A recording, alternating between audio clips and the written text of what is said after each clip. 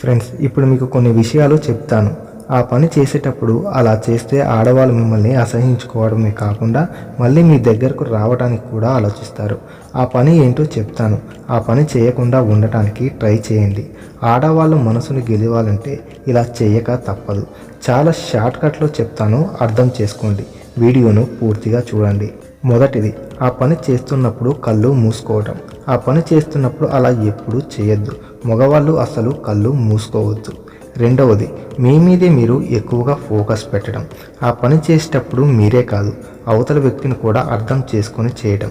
ఎందుకంటే వాళ్ళు కూడా ఇంపార్టెంట్ కాబట్టి. మూడవది, ఆ పని అయిపోగానే పడుకోవటం. అలా ఎప్పుడూ కూడా చేయొద్దు.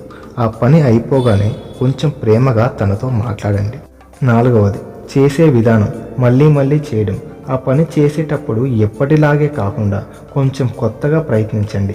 కొత్తగా చేస్తే ఆ పనిలో ఇంట్రెస్ట్ ఏర్పడుతుంది. ఐదవది, ఎలాంటి సౌండ్స్ చేయకుండా ఉండటం.